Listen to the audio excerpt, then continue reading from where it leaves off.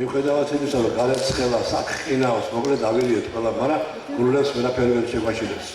გულები ვიქნებით მაგრად, ყოველთვის იტყვი ყველაზე მაგარი ხალხი ვართ მსოფლიოს.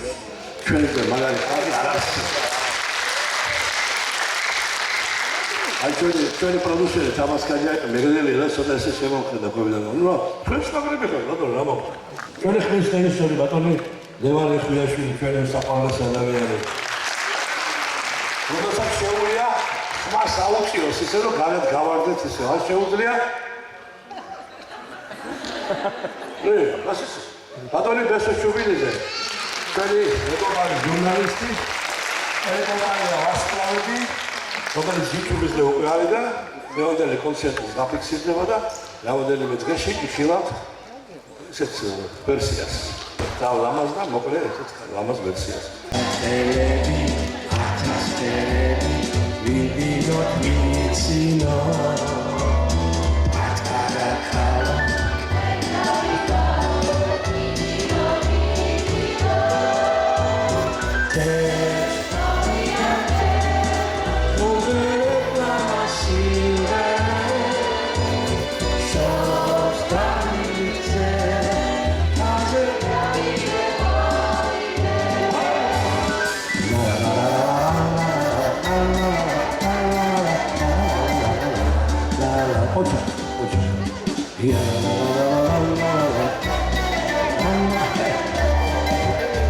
Quindi per rubare quando stavo a scuola c'è il suo musico sì. Da giovana, da cielo pana, delia, delia. Amen, cena, sotati. Testa.